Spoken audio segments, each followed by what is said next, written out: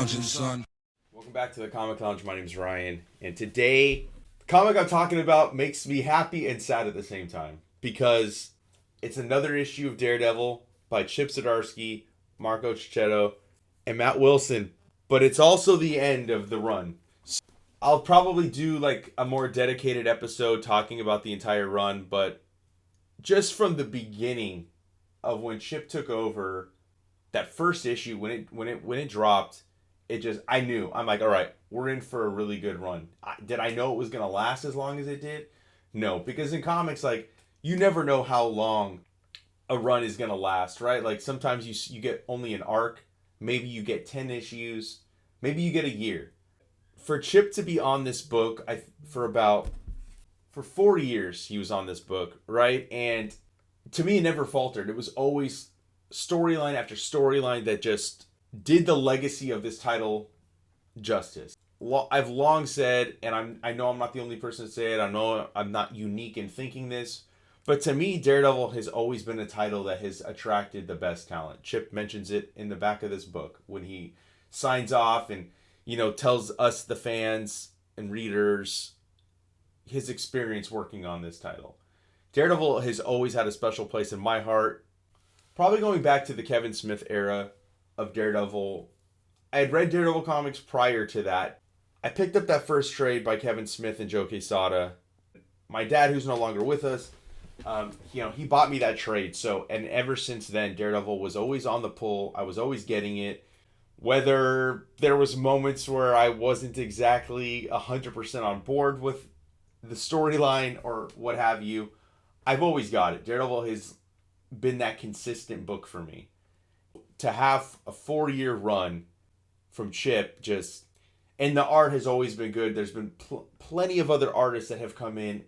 Mike Hawthorne comes to mind. But Marco Checchetto started it and he ended it with Chip. And I'll get into it. I will give a little shout out to, I love that we get this corner box of Marvel remembering John Romita Sr., who we lost, a couple months back. And I think it's such a great way of honoring him. It was kind of nice to see some corner box art. We don't see that anymore, and it's something I definitely miss in comics. So to be able to honor him in that way, and then we get a couple pages. You read Marvel comics, this is a well-known image to you. But, we get a little illustrated photo of himself. We get another photo of young John Romita, talking about his career. We get some snapshots of stuff that he's done. Obviously, a famous cover of Amazing Spider-Man 50. We got the Giant Size Annual of 1987 when Peter and MJ were going to get married. We got some quotes from Nick Lowe, C.B. Cebulski, Kevin Feige, and Dan Buckley. I would have liked to have seen a quote from his son, but maybe they didn't want to go that route, and that's fine too. Some design work of Wolverine and Black Widow too. Like, this is just a really nice celebratory thing, and I do kind of like that they put it in the beginning. Usually you see these and they're at the end of an issue. I like that they threw it at the beginning. As I said, this is the end. This is the Red Fist saga conclusion. What a ride it's been. Daredevil. So after the crazy events at the end of issue 13, this is kind of like a calm after the storm, right? Like, not calm before, but the calm after. It's basically going to visit everybody in Daredevil's life. If you didn't read the prior issue, if you're not all caught up, I have to spoil it because it's the only way to kind of review this issue. Matt died in the previous issue. So this is going to explore the grief that some of these characters are dealing with. Also going to have a little bit of a setup, because all Daredevil series set up for the future, but we'll get into that. So I think that the tone of this book is really sweet. Like, we're outside of a shop called the Sleeping Giant, and we see somebody that looks like Matt, but then we go straight into Foggy. He's taking on a new client, and this client, it wants to go against Stromko, which is the Stromwells that they've been very prominent throughout the series as, like, these corporate villains. Kingpin had a lot of ties with them. So that's been a factor for sure. We get Detective North is now working with Foggy, which I think is kind of cool. Detective North was a creation by Chip and has been such a great addition to the cast. And I love that, as this lady is leaving out, she thanks Foggy. He asks Cole, he's like, Are you sure we can get what we need? He's like, yes, absolutely. So just like them teaming up, and now you flip and you see, look, Nelson North Legal Services.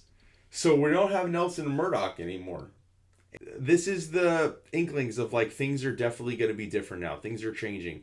We don't have the timeline exactly of how long Matt's been gone, but Foggy feels like he sees Matt everywhere. And it's been 6 months though, and he's like, look, I keep seeing him too. We just got to keep doing what we do. We got to keep helping people. And that's the best way to honor Matt. And then we get these goons, right, driving up. Who do we see standing in the shadows, right?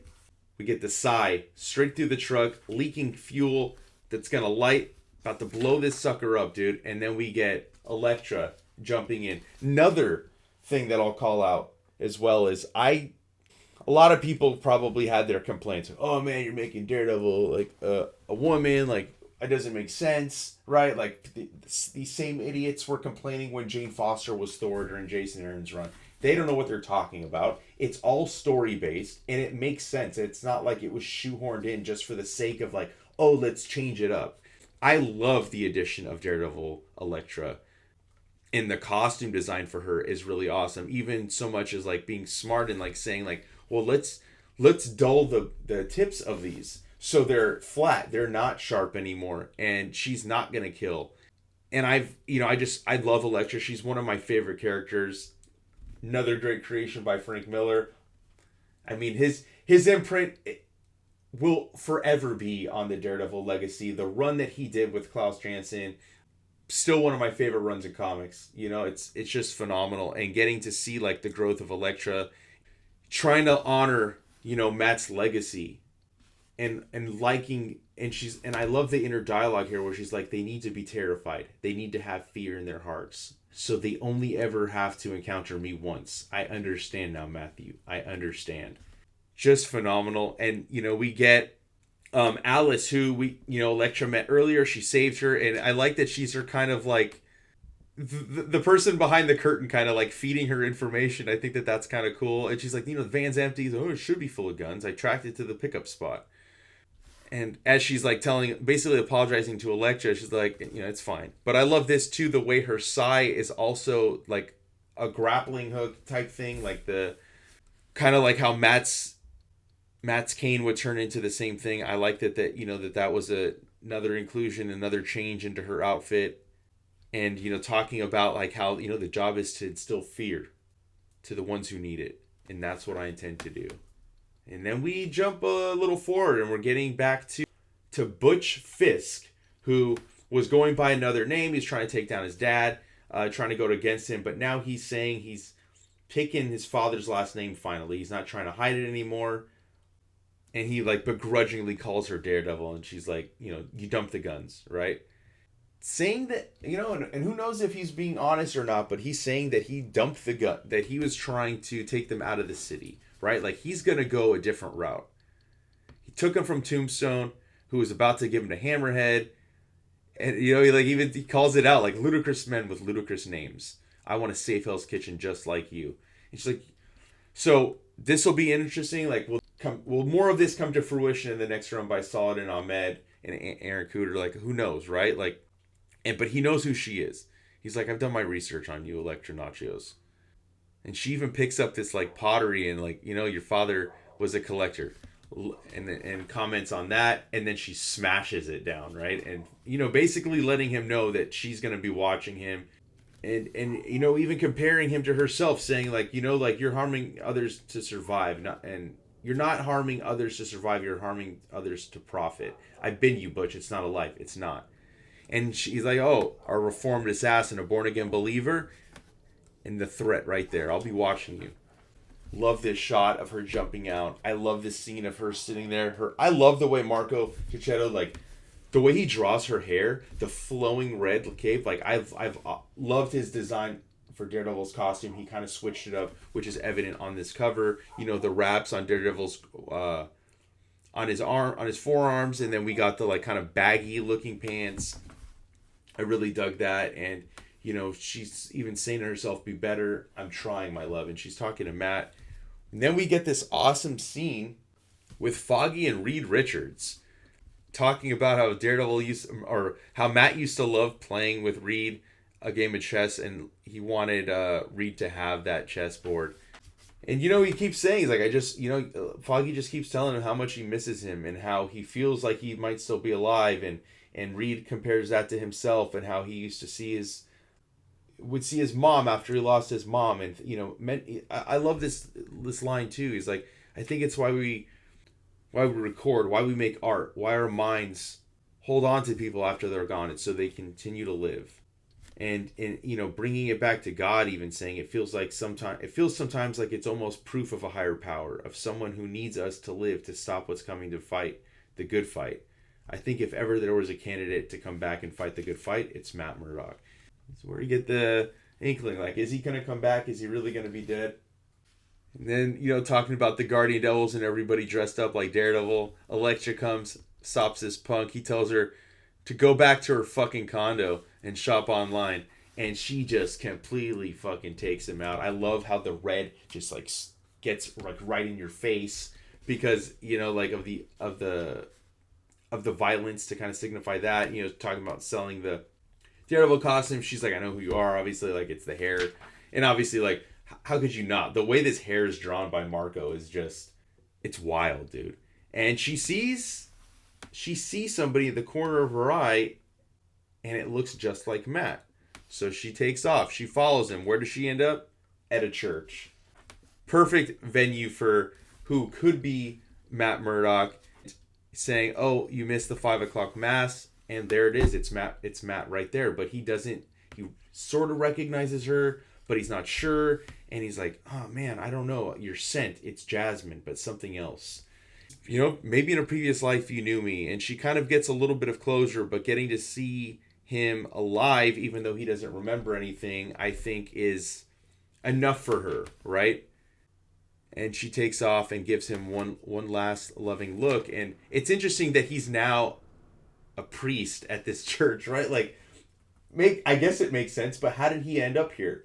What happened between issue 13 and this issue to kind of get Matt to this point? And that's something, we'll learn later, obviously, right? And she says, maybe in the next life. And she's got work to do, jumps off. Her story's going to go where it goes, and Matt's now going to go where he goes. And as he's leaving, he hears something off in the distance. Here's a crime being committed, and we see how it's starting to get louder and louder. And the tears and sweat rolling down his face from the pain that's inflicted on him because of like his senses, right? So how long has he been back? Has he not had his powers yet? We don't know that. I love his jacket with the red lining inside. And then we end on such a great, dialogue with Elektra talking to Butch. I'm freeing you from history, Butch. You can be a new person. You can break. And we see Matt walk into the alley, and that's where we get the conclusion of one of the most epic runs in Daredevil history. Epic. I won't get into the letter, but it's really cool to see Chip kind of share his thoughts on, being a fan. And one thing I will share is I love this. He said, this is the longest he hasn't read Daredevil, and it's because he was writing it. And now he's excited. While he's gonna miss it, now he can finally go back to being the fan and reading Daredevil's adventures. And I used to write Daredevil, and now I get to read Daredevil again. That's a pretty good trade-off. Great way to end it. Fantastic run. Definitely something that I'll dive deeper into. Maybe, get Manny on here with me, and we'll kind of discuss maybe the first volume, go through some of that stuff. But it's such a great run. If you haven't read it, if you haven't picked up any of these issues, go get the trades. By the time you catch up reading the trades, the final trade will be out. So it's definitely such a fun ride. A lot of unique stuff happens in here with Elektra, Matt and Elektra getting married together. Kingpin story is really great. So a lot of good stuff. Go check it out. And while you're at it, make sure you follow us on social media. Hit the subscribe button so you're notified every time a new vid drops. And on that note, I'm out.